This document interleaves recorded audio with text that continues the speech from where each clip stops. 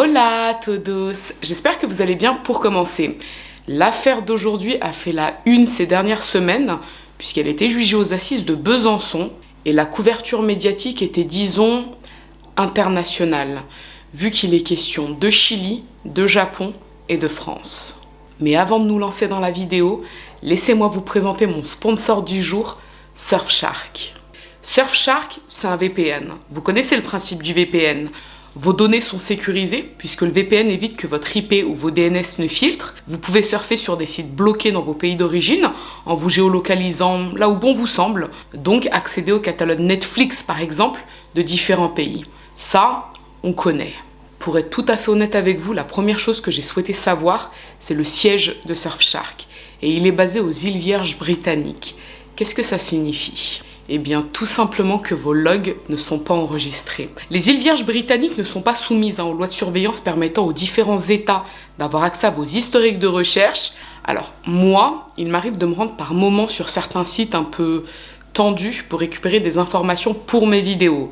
Donc, autant vous dire que je préfère que rien ne soit enregistré nulle part. Je le teste en ce moment et il est ultra simple d'utilisation. On crée son compte, on installe et on choisit la localisation. Au moment où je vous parle, mes appareils sont localisés à Rome. Ciao ragazzi! Alors les deux petits plus, en tout cas ceux qui m'ont fait tiquer de suite, c'est que leur service clientèle est ultra réactif. J'ai fait le test tout à l'heure pour m'en assurer, puisque écoutez, c'est ce qui était noté. Donc je me suis dit, je vais tester. Je leur ai envoyé un mail avec un problème imaginaire, on va dire. Ils m'ont répondu en 30 minutes chrono. Vraiment 30 minutes chrono. L'autre bon point, parmi tous les bons points, c'est que vous avez la garantie satisfait ou remboursé sous 30 jours. Donc là, on teste. Si ça convient, on poursuit. Et l'offre que je peux vous proposer aujourd'hui avec le code promo Boukasin est, je pense, imbattable. C'est 83% de réduction et 3 mois supplémentaires gratuits. Sachant que le premier mois, vous pouvez demander le remboursement si vous n'êtes pas satisfait. Donc j'ai trouvé que c'était un deal plutôt intéressant. Je vous mets tout ça dans l'espace information, donc le code promo Boukasin et le lien pour vous y rendre. Donc voilà. Ce que je vous propose à présent, c'est de cesser les digressions ici et maintenant. Je vous laisse vous installer tranquillement et puis je vous dis à tout de suite. De très nombreux moyens sont actuellement déployés, tant pour retrouver le corps de la jeune fille que pour faire toute la lumière sur les circonstances de ce crime. Mais des éléments de l'enquête nous font dire que même si on n'a pas retrouvé le corps, il est extrêmement vraisemblable. C'est la seule hypothèse que l'on retient. C'est malheureusement que cette jeune femme est morte. L'histoire d'aujourd'hui se déroule à l'hiver 2016 à Besançon, une commune située en Bourgogne-Franche-Comté.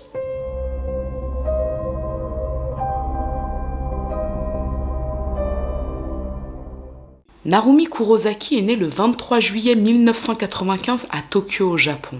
Elle a grandi dans un milieu assez modeste avec ses parents et ses deux petites sœurs, Onami et Kurumi, avec lesquelles elle est très proche.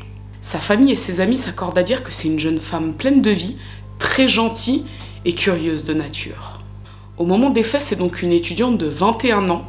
Elle est arrivée du Japon en août 2016 pour suivre des cours de langue au Centre de linguistique appliquée de Besançon.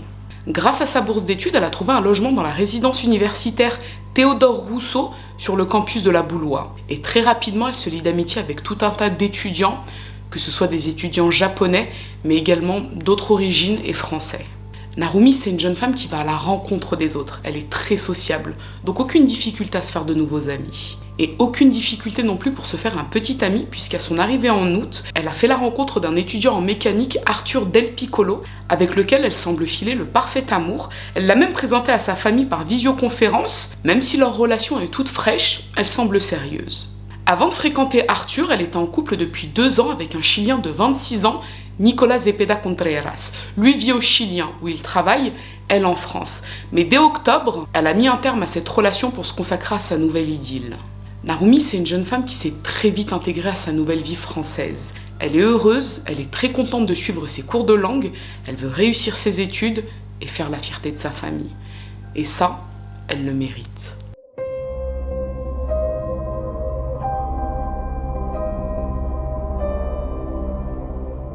On est le 4 décembre 2016 sur le campus universitaire de la Boulois.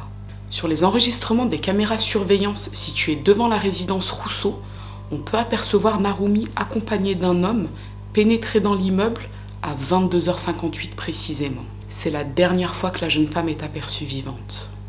2 jours plus tard, soit le 6 décembre, des amis de Narumi et son petit copain Arthur reçoivent un étrange SMS de sa part dans lequel elle leur explique qu'elle doit s'absenter quelque temps pour régler un problème de visa. Les jours passent, mais aucune nouvelle de Narumi. Elle ne répond pas au téléphone et elle ne se trouve pas dans sa chambre universitaire. Le 15 décembre, les professeurs de Narumi commencent eux aussi à s'inquiéter. Ils connaissent l'étudiante, ils savent que c'est une jeune femme brillante, studieuse, qui ne se serait pas absentée aussi longtemps sans les prévenir. Ils la côtoient depuis plusieurs mois et c'est pas dans les habitudes de Narumi. Là, il pose des questions à ses camarades pour savoir si l'un d'entre eux sait où se trouve la jeune femme. Mais tous sont unanimes. Ils n'ont plus de nouvelles de Narumi depuis cet étrange SMS du 6 décembre. Dans le doute, l'établissement scolaire prévient les autorités, mais il s'avère que le 10 décembre déjà, des étudiants japonais et Arthur s'étaient rendus au commissariat pour signaler la disparition de Narumi. Mais leur signalement n'avait pas été pris au sérieux. À présent, c'est l'établissement qui contacte les autorités, donc là, ils n'ont d'autre choix que d'enquêter. Des policiers se renseignent auprès de ses camarades, et là, on leur dit la même chose qui a été dit aux enseignants, à savoir qu'on n'a plus de nouvelles depuis le fameux texto du 6 décembre, mais ça va même au-delà, puisque plus personne ne l'a eu au téléphone depuis le 4 décembre. Son portable est sur messagerie depuis plusieurs jours, ce qui signifie qu'il est éteint, et son compte bancaire ne présente aucune transaction depuis le 4 décembre. Les enquêteurs se rendent à la résidence Rousseau, ils interrogent les étudiants, et c'est là que 3 d'entre eux leur affirment que dans la nuit du 4 au 5 décembre, aux alentours de 3h du matin, ils ont entendu des cris de femmes. L'un d'eux explique que les cris étaient tels qu'il est sorti sur le palier pour voir de quoi il s'agissait, mais il n'y avait plus aucun bruit. Donc sur le coup, il a pensé qu'il s'agissait soit d'une blague, soit du volume de la télé. Là, les enquêteurs s'intéressent à la vie sentimentale de Narumi. Ils apprennent qu'elle était en relation avec Arthur Del Piccolo. Ils interrogent le jeune homme et lui est catégorique. Il n'a pas revu Narumi depuis le 4 décembre, il ne l'a pas eu au téléphone non plus depuis cette date et il ne sait pas où elle se trouve. Dans la chambre de l'étudiante, la police remarque que tous ses vêtements sont là, y compris la seule veste qu'elle possède pour l'hiver. Son argent liquide, à hauteur de 500 €, est également là. En revanche, son passeport, son téléphone portable, une couette et sa valise ont disparu. Clairement, là pour eux, ça n'a aucun sens, puisque ça signifierait que Narumi a décidé de partir régler son problème de visa avec une valise vide et une couette. Donc à ce stade, on en a la certitude, Narumi a disparu dans la nuit du 4 au 5 décembre dans des circonstances très inquiétantes.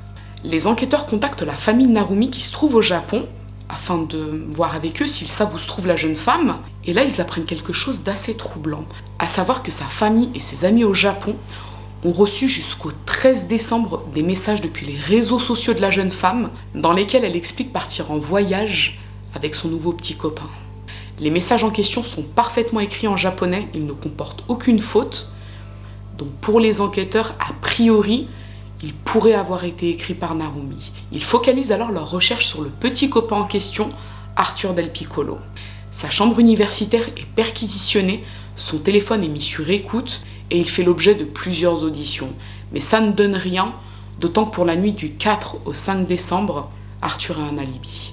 Là, c'est un peu l'impasse pour les enquêteurs, puisque jusque-là, les quelques preuves qu'ils ont pu recueillir les mènent à Arthur Del Piccolo. Le problème, c'est qu'il a un alibi en béton. Ce qu'il leur faut, c'est tenter de reconstituer le plus précisément possible la journée du 4 décembre. Et voilà ce que ça donne.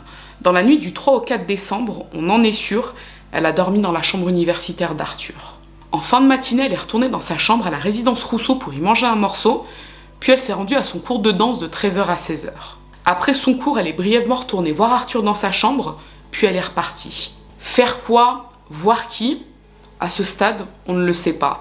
Par contre, ce que l'on sait, grâce aux caméras de surveillance de la résidence Rousseau, c'est qu'à 22h58, elle rentre dans le bâtiment accompagnée d'un jeune homme.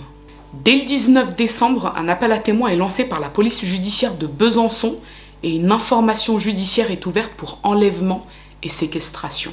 Entre-temps, la police de Besançon fait le rapprochement entre la disparition de Narumi et la découverte du cadavre d'une femme dans un bois du Jura le 15 décembre. Le corps est mutilé et le visage défiguré par les coups. L'identité de la jeune femme n'a donc pas pu être déterminée. Ce que l'on sait, c'est que l'âge pourrait correspondre à celui de Narumi, la couleur de peau et la corpulence également. Cela dit, elle est rousse. Or, Narumi est brune. Une demande de comparaison ADN est envoyée dans le Jura afin de s'assurer qu'il s'agit ou pas de Narumi. Les résultats tombent, ce n'est pas elle. Plus tard, on apprendra que la jeune femme retrouvée morte était en fait une prostituée d'origine roumaine qui avait été passée à tabac et tuée par l'un de ses clients. Depuis, il a été condamné. Entre-temps, les enquêteurs reçoivent les données de géolocalisation du téléphone portable de Narumi. Et ça, c'est bien puisque ça permet de pouvoir retracer les dernières heures de Narumi entre le moment où elle quitte Arthur vers 16h et le moment où on la voit dans les caméras de surveillance à 22h58. Et voilà ce que nous apprennent ces données de géolocalisation. Dans la soirée, elle a dîné dans un restaurant à Ornans avec un jeune homme. Ornans, c'est une commune qui se situe à 20 km de Besançon. D'après les caméras de surveillance du restaurant, Narumi et le jeune homme semblaient assez proches, ce qui signifie que ce n'était pas un inconnu pour elle. Le couple a quitté le restaurant à 22h, et là encore, grâce aux caméras de surveillance, on peut parfaitement distinguer le véhicule dans lequel il se trouvait, et surtout, la plaque d'immatriculation. Cette même voiture a quitté le campus universitaire le 6 décembre à 4h23. La police reçoit très rapidement les informations relatives à la plaque d'immatriculation. Il s'agit d'une location faite le 17 novembre à Dijon au nom de son ex-petit ami chilien Nicolas Zepeda Contreras.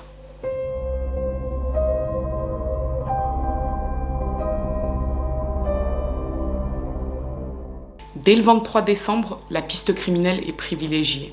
Dans la foulée, le parquet annonce que le suspect recherché a fui l'Europe le 7 décembre et que même si le corps de Narumi n'a pas encore été retrouvé, on peut dorénavant considérer qu'elle a été tuée. Mais les éléments de l'enquête nous font dire que même si on n'a pas retrouvé le corps, il est extrêmement vraisemblable. C'est la seule hypothèse que l'on retient. C'est malheureusement que cette jeune femme est morte. La police déclare par ailleurs que Nicolas Zepeda Contreras est un homme méticuleux, brillant et extrêmement dangereux, dans la mesure où pour le moment il n'est que suspecté, son identité n'est pas encore dévoilée. Ce que l'on sait de Nicolas, c'est qu'il est assistant enseignant au Chili, mais qu'il s'est rendu en France dans un but bien précis, revoir Narumi après leur rupture quelques semaines plus tôt. Le couple s'était rencontré au Japon en 2014. La relation était devenue rapidement sérieuse. Narumi avait rencontré la famille de Nicolas au Chili, lui avait rencontré la sienne, et il était même prévu que Nicolas s'installe au Japon pour vivre avec Narumi à son retour de France. Mais la relation s'était dégradée au fur et à mesure des mois. Nicolas, c'est un jeune homme qui était très possessif, très contrôlant avec Narumi, au point qu'elle avait préféré rompre quand elle était arrivée en France et entamer une nouvelle relation avec Arthur. Nicolas avait très mal pris cette rupture et il avait piraté les réseaux sociaux de la jeune femme afin de pouvoir la contrôler à distance. Ce que les enquêteurs découvrent également, c'est que le 7 septembre, soit 2 mois avant la disparition de Narumi, Nicolas avait posté une vidéo en anglais sur YouTube dans laquelle il s'adressait à Narumi et on peut clairement comprendre qu'il s'agit de menaces. J'ai bien évidemment essayé de mettre la main sur cette vidéo, mais je ne l'ai pas trouvée, donc c'est soit j'ai mal cherché, soit elle a été supprimée. Mais il dit en substance que si Narumi souhaite qu'ils poursuivent leur relation, elle devra se plier à certaines conditions et elle devra racheter ses erreurs. Si elle n'obtempère pas sous 2 semaines, il y aura des conséquences.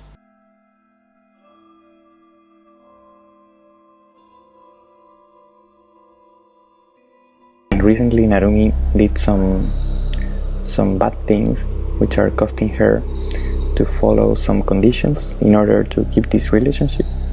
If Narumi can follow those conditions for 2 weeks, 2 weeks from now, I will leave the conditions without any effect either. But at the same time, she needs to build trust and she needs to pay a little cost of what she did and assume that she cannot go around making those kind of mistakes with a person who loves her. Yes, 2 weeks. Là, on peut quand même en déduire qu'on a affaire à un profil assez inquiétant. Un mandat d'arrêt international est lancé contre lui, tandis que la presse japonaise afflue en France afin de suivre l'avancée des événements. Ce dont on est sûr à ce stade, c'est qu'il est retourné au Chili. En amont, les enquêteurs ont lancé d'intenses recherches dans les bois et les forêts du Doubs, donc Doubs, D-O-U-B-S, et plus particulièrement dans la forêt domaniale de Chaux, puisqu'on a les données GPS du véhicule de location et la géolocalisation de son téléphone portable qui le situe à cet endroit dans la nuit du 4 au 5 décembre. Alors, petite parenthèse, dans certains articles, il est écrit que les données GPS du véhicule n'ont pas été sauvegardées par l'agence de location, mais dans d'autres articles, il est indiqué qu'au contraire, le tracker du véhicule a servi à pouvoir le situer à cet endroit. Donc voilà, je le précise, comme ça vous savez que d'un article à l'autre, cet élément-là n'est pas très clair. Des chiens pisteurs de la gendarmerie y sont déployés le 5 janvier afin de remonter la trace d'odeur de sang et de cadavres. Alors pour info, la superficie de cette forêt est de 28 km de long sur 16 km de large. Autant vous dire que les recherches ont été très compliquées, mais qu'elles n'ont pas permis de retrouver la trace de Narumi. Mais le parquet est certain qu'il a fait disparaître la jeune femme à cet endroit, puisque d'une part, on a les données GPS du véhicule, et d'autre part, le 1er décembre, Nicolas a acheté du matériel très étrange à Dijon. Grâce à ses relevés bancaires, on sait qu'il a acheté plusieurs litres de combustible, une boîte d'allumettes et un pulvérisateur de détergent au chlore. Après ses achats, ses données GPS indiquent qu'il a parcouru la forêt de Chaux sur plusieurs kilomètres et durant plusieurs jours, comme s'il faisait des repérages. Donc clairement, on pense que la réponse se trouve là, dans cette immense forêt. Tout à l'heure, je vous ai parlé de la valise et de la couette de Narumi qui ont disparu de sa chambre. Vous vous souvenez? Alors, d'après le parquet, le scénario le plus plausible serait qu'elle a été cachée dans sa valise après avoir été tuée, puis transportée à Chaux. Et pour pouvoir également apporter d'autres éléments à l'enquête qui puissent permettre de retrouver la jeune femme, les magistrats ont absolument besoin d'interroger Nicolas Zepeda Contreras. Mais le 4 février 2017, la Cour suprême du Chili refuse d'incarcérer le jeune homme à la demande de la France. Les preuves présentées par le parquet de Besançon seraient tout simplement insuffisantes. Ce qu'il est important de mentionner, c'est que Nicolas est le fils d'Humberto Zepeda, l'un des dirigeants de l'entreprise chilienne Movistar, qui est un géant de la télécommunication au Chili. Sa mère, Anna Luz, est la secrétaire du sénateur Francisco Wenchumila. Donc forcément, certains y voient une sorte de protection. Le fils d'une riche famille, protégé par la justice de son pays. Et la presse du monde entier ne manque pas de le faire remarquer. Et si Nicolas venait d'une famille pauvre, aurait-il été protégé comme ça par la justice de son pays? Les pressions sont telles que Nicolas se présente spontanément devant les autorités de Santiago le 16 février afin d'être interrogé. Il explique qu'il n'a pas fait de mal à Narumi, ils se sont effectivement vus à Besançon le 4 décembre, ils ont dîné ensemble et sont rentrés à la résidence universitaire à 23h. Quand on lui parle du cri de femme entendu aux alentours de 3h du matin, il explique qu'effectivement, ça venait de Narumi, mais que c'était lié à un rapport intime mouvementé. Il ajoute qu'après avoir eu une intimité avec Narumi, elle lui a confié qu'elle se sentait prise de remords puisqu'elle avait déjà un autre petit copain et elle lui a demandé de s'en aller. Il dit être parti par la sortie de secours de la résidence puisqu'il pensait avoir perdu son téléphone portable, donc il a fait des va-et-vient pour le chercher. Et effectivement, dans la nuit du 4 au 5 décembre, on ne le voit pas dans les caméras de surveillance sortir du bâtiment. Ceci dit, là où se situe la sortie de secours, il n'y a pas de caméra de surveillance. Donc il dit, c'est normal qu'on ne me voit pas, puisque j'ai emprunté l'autre sortie. Il a ensuite pris un avion depuis Genève pour rentrer au Chili le 13 décembre. Et effectivement, il est bien rentré chez lui au Chili par le biais de cette compagnie aérienne. Donc là, les autorités chiliennes ont la version de Nicolas qu'ils transmettent à la France, et ça s'arrête là. Les mois passent et les recherches entreprises dans le Doubs et ensuite dans le Jura ne donnent absolument rien. Malgré les énormes moyens déployés, des plongeurs ont fouillé les étendues d'eau, un hélicoptère a survolé les endroits où la voiture de Nicolas s'est arrêtée, les chiens pisteurs ont ratissé plusieurs kilomètres de forêt, aucune trace de la jeune femme.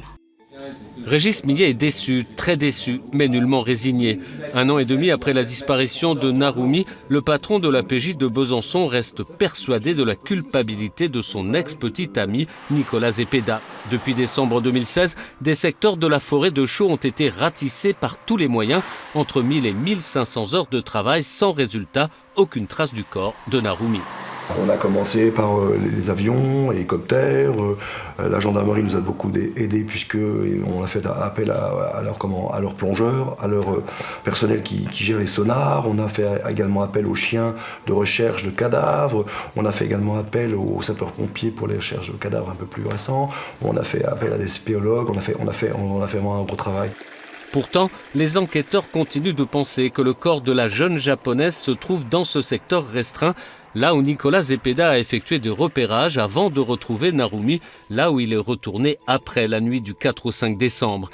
Les recherches sont finalement arrêtées en juin 2018, mais le parquet de Besançon fait savoir qu'il ne compte pas abandonner les poursuites sous prétexte que le corps n'a pas été retrouvé. La justice chilienne est une nouvelle fois sollicitée afin que Nicolas puisse être auditionné par des magistrats français. Mais la réponse du Chili, c'est que pour le moment, Nicolas a uniquement interdiction de quitter le territoire. Et le 26 mars 2019, la France obtient enfin le droit d'envoyer une délégation au Chili afin d'assister à un nouvel interrogatoire de Nicolas. C'est un magistrat chilien qui sera chargé de l'auditionner, mais la délégation française pourra soumettre des questions.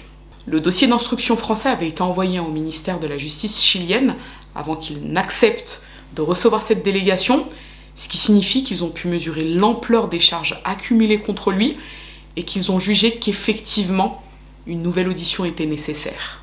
Si nous en sommes à cette demande d'entraide pénale internationale, c'est parce que nous estimons que tout a été fait pour la manifestation de la vérité. Et qu'aujourd'hui, ce que l'on souhaite, c'est qu'à la lumière de toutes les preuves qui ont été réunies, c'est que M. Zepeda nous réponde par rapport à tous ces éléments de preuve. Il y a le temps de l'exécution de la commission rogatoire internationale et en fonction de ce qui aura été fait par les autorités judiciaires chiliennes, se posera éventuellement la question de l'extradition. Mais ça, c'est dans un deuxième temps. Ça, c'est une excellente nouvelle, puisque ça permet de débloquer progressivement la situation. L'objectif final, bien sûr, c'est l'extradition du jeune homme vers la France, même s'il n'existe pas de convention d'extradition entre les deux pays.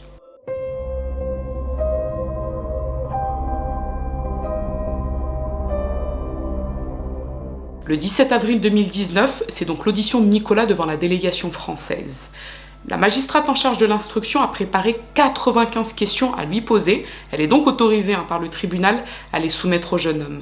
Mais à chacune des questions, Nicolas refuse de collaborer. Alors, même si c'est pas clairement précisé les raisons pour lesquelles Nicolas a pu refuser de répondre aux questions sans conséquence, ou alors c'est que j'ai pas bien cherché dans les articles, mais en tout cas moi je l'ai pas vu. Donc j'ai un peu farfouillé de mon côté, et il s'avère que dans l'article 14 alinéa 3 du pacte international relatif aux droits civils et politiques, la lettre G indique que toute personne accusée d'une infraction pénale a droit, en pleine égalité, à plusieurs garanties, dont celle de ne pas être forcée de témoigner contre elle-même ou de s'avouer coupable. C'est un peu le même principe que le 5e amendement aux États-Unis. Donc à mon humble avis, Nicolas a fait jouer cette garantie. Du côté de la famille et des proches de Narumi, tous sont persuadés que c'est effectivement Nicolas qui a fait du mal à Narumi, et le fait qu'il reste muet comme une pantoufle devant la délégation française, ça les conforte clairement dans leur opinion.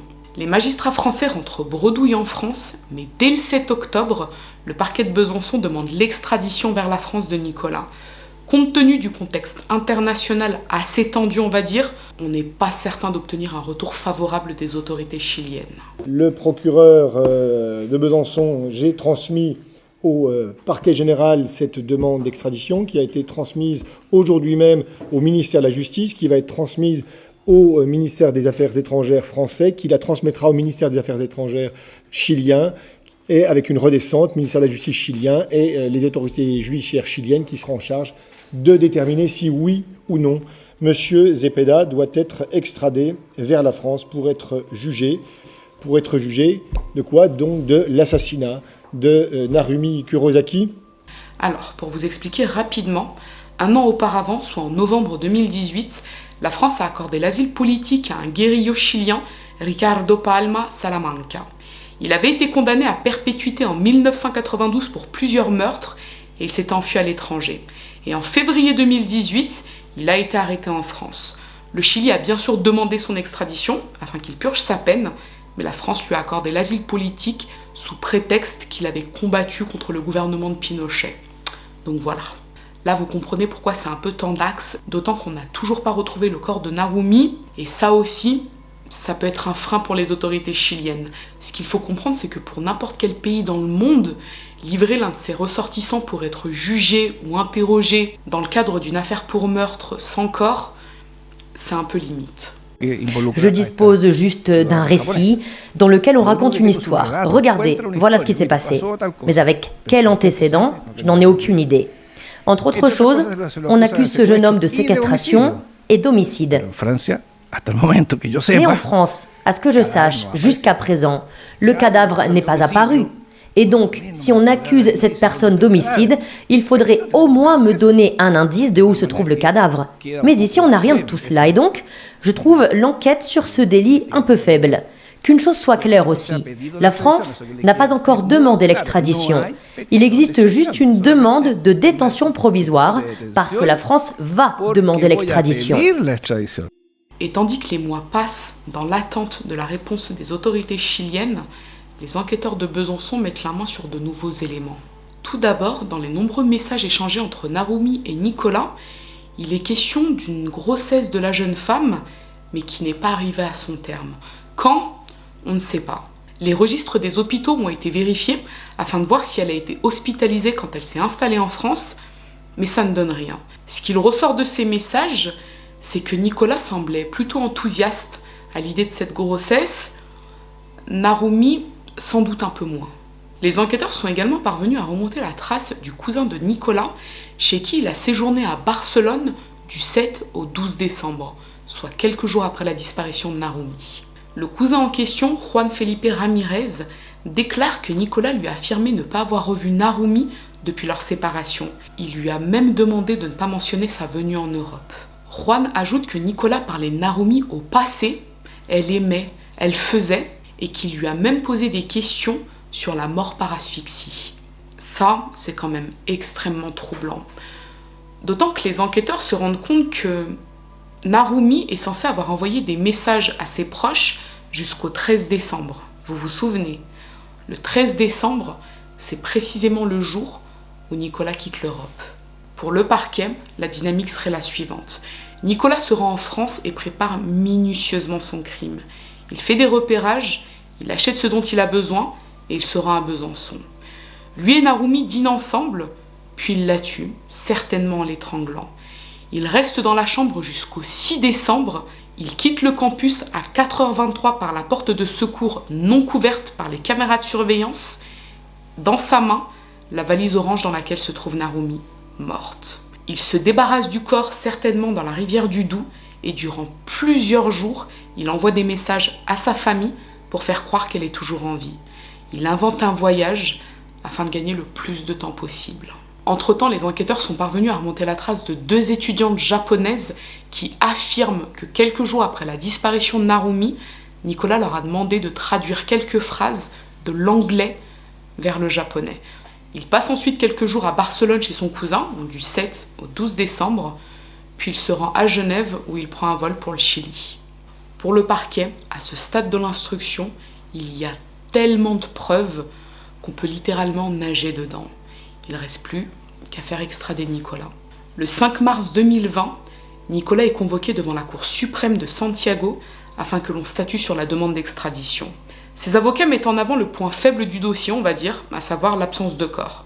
Donc concrètement pour eux, de quoi serait accusé Nicolas si on n'est même pas sûr qu'il y ait eu crime ? S'il est extradé, il sera forcément mis en examen et jugé pour l'assassinat de Narumi Kurosaki. Mais s'il n'y a pas de corps, peut-on être sûr qu'elle est bien morte ? Mais le juge chilien ne semble pas être convaincu par les arguments de la défense, puisque le 2 avril 2020, le Chili accepte enfin la demande d'extradition de la France. Il aura fallu 3 ans, mais ça s'est finalement fait. Monsieur Zepeda à des voies de recours. Donc je vais attendre, nous allons attendre patiemment cette décision finale de la justice chilienne. Est-ce que ce soir vous formulez un vœu par rapport à la suite de cette décision ? Ah ben un vœu, j'en forme, mais ça, oui, j'ai des vœux, mais je n'ai pas à les exprimer forcément face caméra. Aujourd'hui, je suis extrêmement satisfait. C'est une décision... Je doutais, nous n'avions pas la France n'a pas de convention d'extradition avec le Chili. Nous demandions l'extradition d'un ressortissant chilien au Chili, c'est donc des conditions beaucoup plus restrictives. C'est vraiment la solidité du dossier qui explique ce soir cette décision. Le 23 juillet 2020, Nicolas Zepeda Contreras est remis aux autorités françaises et écroué à la maison d'arrêt de Besançon en cellule d'isolement pour sa sécurité. La coïncidence assez triste, c'est que Narumi aurait eu 25 ans le 23 juillet.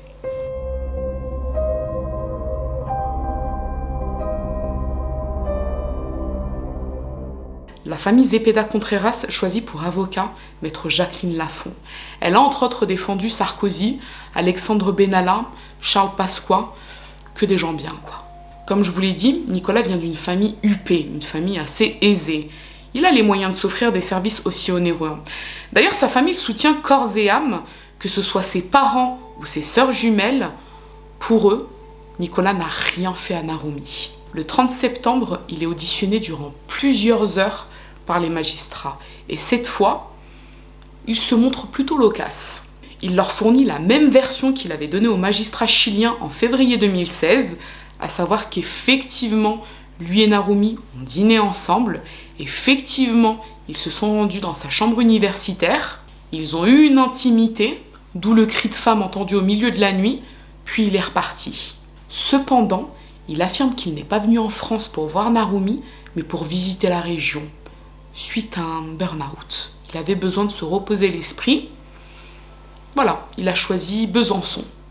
Et lui et Narumi se sont croisés par hasard, et de là ils ont renoué. Une rencontre fortuite en somme.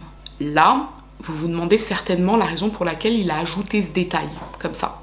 Alors, selon moi, il y en a deux, et ça me semble, je dirais, les plus logiques. Le premier, c'est clairement pour démontrer qu'il n'était pas obsédé par Narumi, pas au point en tout cas de faire Chili-Besançon afin de la voir, puisqu'une personne qui est capable, on va dire, de forcer à ce point pour revoir son ex alors qu'elle lui a dit « basta, c'est fini, j'ai déjà quelqu'un dans ma vie », effectivement, on peut se dire « ouais bon, il pourrait devenir violent ». La seconde raison, à mon avis, c'est d'écarter la préméditation au cas où. Là, clairement, en fait, il risque d'être mis en examen pour assassinat. L'assassinat, en fait, c'est quand vous préméditez le meurtre de quelqu'un. Et la peine encourue, c'est la réclusion à perpétuité. Tandis que le meurtre simple, c'est 30 ans.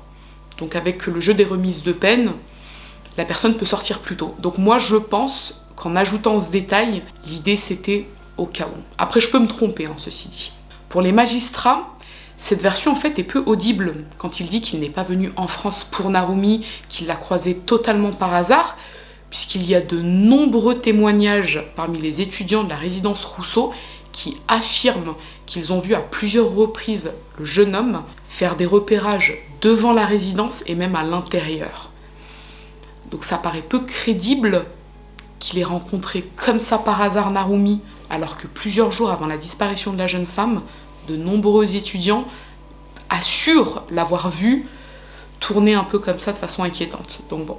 Le 21 octobre, une reconstitution est organisée en sa présence et en toute discrétion, le but étant d'éviter un attroupement qui pourrait entraver le bon déroulement de l'instruction.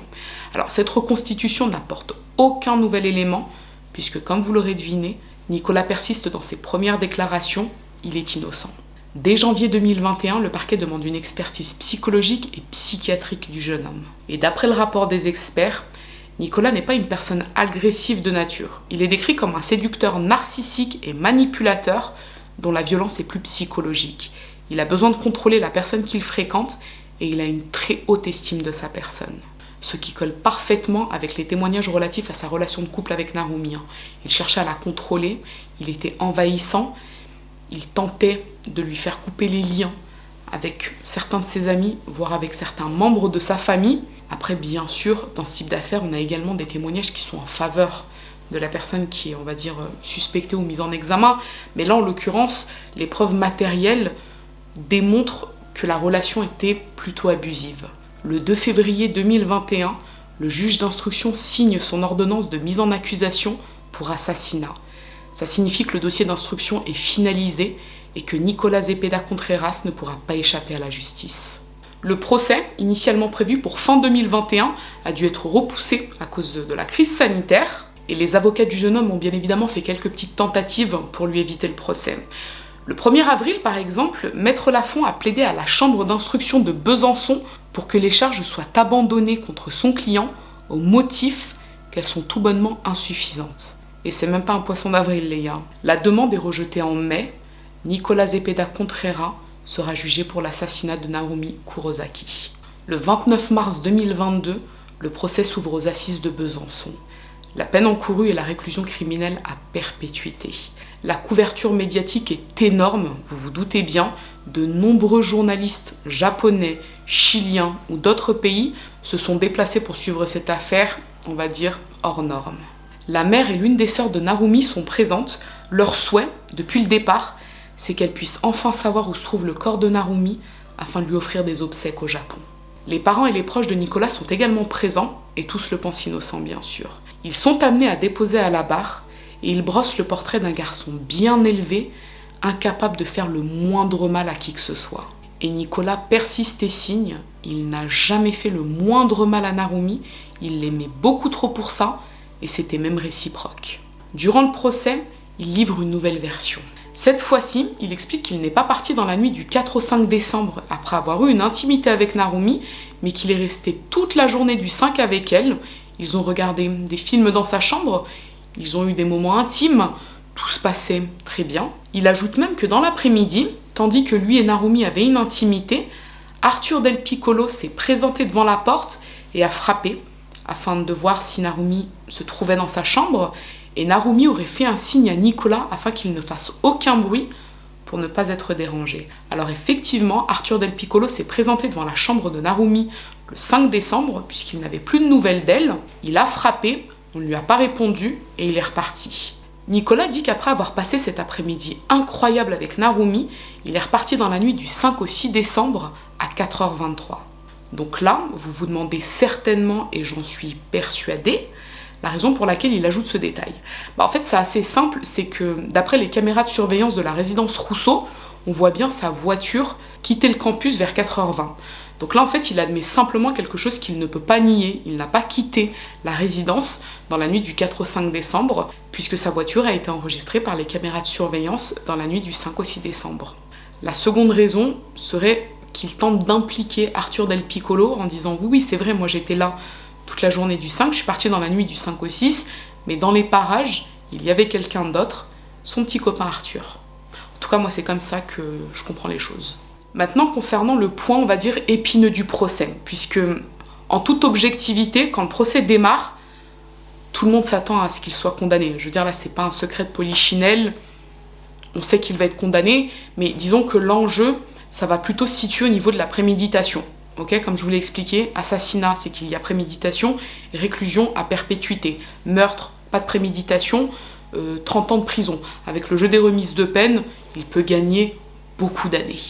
Donc concernant le point de la préméditation, on a déjà deux éléments qui permettent d'aller dans ce sens, en tout cas de conforter cette thèse. Le tracker du véhicule de location et la géolocalisation de son téléphone portable qui permettent de savoir avec certitude que le véhicule s'est trouvé à plusieurs reprises devant la résidence Rousseau les jours qui ont précédé la disparition de Narumi. Ça, c'est le premier point. Le second, ce sont bien évidemment tous ces étudiants qui ont confirmé que Nicolas s'est rendu à plusieurs reprises devant et dans la résidence. Mais Nicolas persiste et signe, il aimait beaucoup trop Narumi pour lui faire du mal, il s'est trouvé au mauvais endroit, au mauvais moment. Sa ligne de défense ne convainc pas, puisque le 12 avril, tout récemment, Nicolas Zepeda Contreras est reconnu coupable de l'assassinat de Narumi Kurosaki. Ils repartent discrètement, sans un mot, comme toujours, pas une parole sur ce fils qu'ils n'ont pas osé regarder à l'énoncé du verdict. 28 ans de réclusion pour un jeune homme qui encaisse sans broncher et qui aura nié jusqu'au bout. Je ne parlerai pas de victoire aujourd'hui, la justice est passée. La cour d'assises a suivi mes réquisitions sur la déclaration de culpabilité. Nicolas Zepeda a été déclaré coupable d'assassinat. Pour la justice, l'accusé avait donc prémédité son geste, un point qui pouvait faire débat, même si la relative brièveté du délibéré, 5 heures seulement, laisse penser que l'intime conviction des jurés était acquise. Ils ont toutefois écarté la perpétuité. Ce que la défense retient de cela, c'est que le portrait qui avait été dressé de Nicolas Zepeda, d'un monstre froid, n'a pas été retenu non plus par la cour d'assises. De leur côté, les parties civiles peuvent enfin respirer. Faute de corps, faute d'aveu, les craintes étaient bien réelles de ne pas être entendues. La condamnation est acquise, c'est tout ce qui compte. Elle ne souhaite pas faire appel. C'est une audience très éprouvante, très émotionnelle aussi, au-delà du travail professionnel qui a été fait. Et je pense qu'on serait tous satisfaits de s'arrêter à ce procès-là. Après, ça dépendra exclusivement de la volonté ou pas de Nicolas Zepeda Contreras. Bon, ils repartent avec beaucoup de peine aussi, hein, ça c'est évident. Toujours la valise est pour eux toujours aussi lourde au retour, avec toujours autant de questionnements et de difficultés à admettre le silence de Nicolas Zepeda. L'université de Narumi, par la voix d'un avocat parachuté à Besançon, dira toute sa satisfaction de la justice française, appelant de ses vœux la découverte du corps. Nous espérons que Mademoiselle Kurosaki pourra un jour se retrouver auprès de sa famille. De même qu'il veillera au strict respect d'une discrétion toute nippone, la mère et la sœur repartiront donc sans un mot, mais après avoir sans doute exorcisé un peu de 5 années de souffrance. Il est condamné à 28 ans de réclusion criminelle, mais dès le lendemain, il interjette appel. Dès lors, il est présumé innocent. Innocent de la disparition de cette étudiante japonaise de 21 ans, survenue une nuit d'hiver 2016.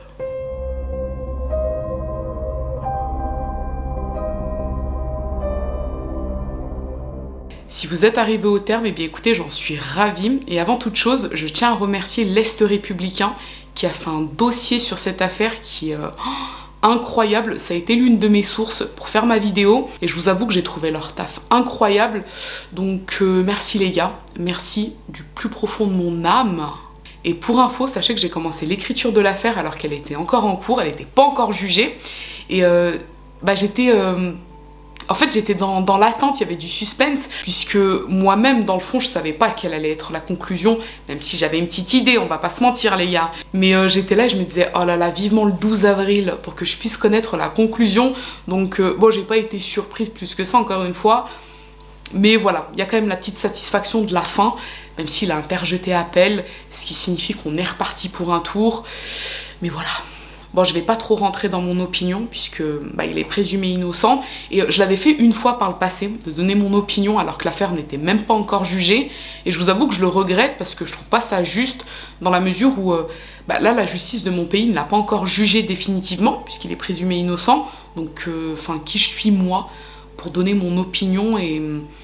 je sais pas, je trouve pas ça correct. Donc, je le ferai pas, et en plus, c'est puni par la loi. Tout ce que je m'autorise à dire, c'est que j'ai énormément de peine pour la famille de Narumi Kurosaki, puisque à ce jour, ils ne savent toujours pas où se trouve le corps de leur fille, et du coup, ils peuvent pas lui offrir des obsèques. Et je pense que pour n'importe quelle culture dans le monde, c'est quand même quelque chose de fondamental de pouvoir offrir des funérailles décentes à une personne de notre famille, une personne qu'on a aimée. Donc ça me fait beaucoup de peine.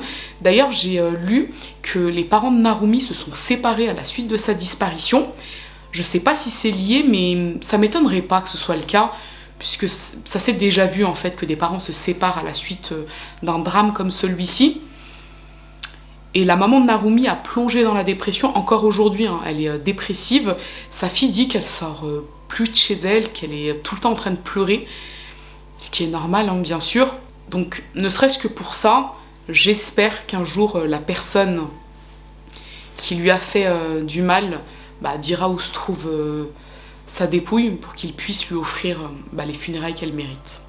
Et avant de clôturer ma vidéo, je tenais à remercier mon sponsor du jour, sans qui je pourrais pas faire des vidéos aussi longues et détaillées. Plusieurs d'entre vous le savent peut-être, ou pas, mais quand je fais des vidéos très longues et très détaillées, malheureusement, ne sont pas validées par YouTube parce que ça ne respecte pas leurs conditions d'utilisation, chose que je peux comprendre et je ne le remets pas en question, c'est normal. Mais du coup, le fait d'avoir des sponsors qui me proposent quelque chose d'intéressant comme ça, franchement, j'en suis contente. D'autant que Surfshark, c'est pas un VPN comme ça sorti de nulle part. C'est quand même un VPN qui a fait ses preuves, que j'ai utilisé, que je trouve très simple d'utilisation et qui me rassure au niveau de la sécurisation de mes données et surtout au niveau de l'aspect log non enregistré, comme je vous l'ai expliqué en début de vidéo. Moi, je veux pas qu'on puisse garder quelque part les sites sur lesquels je suis allée, même si, encore une fois, je n'ai rien à me reprocher. Je vais quand même parfois sur certains sites un peu tendus pour mes recherches, surtout pour une vidéo que je vous présenterai d'ici quelques mois pour laquelle vous avez voté, mais que j'ai dû reporter à cause de mes problèmes de santé. Pour cette vidéo, en l'occurrence, je vais devoir aller dans des sites. J'ai déjà commencé et j'étais là, oh mon Dieu, c'est dégoûtant. Franchement, faut avoir l'estomac bien accroché parce que vous voyez des choses. On sait que ça existe, mais on n'a pas envie de voir ce genre de choses. Malheureusement, ça existe. Donc voilà, tout ça pour vous dire que ça sécurise mes données par rapport à ça et que j'en suis très contente. Ce que je vous propose à présent, c'est que si cette affaire vous a intéressé à défaut de vous avoir plu, n'hésitez pas à me mettre un petit j'aime sous la vidéo. Mais surtout, n'hésitez pas à vous abonner, c'est encore mieux. Je vous dis à très bientôt.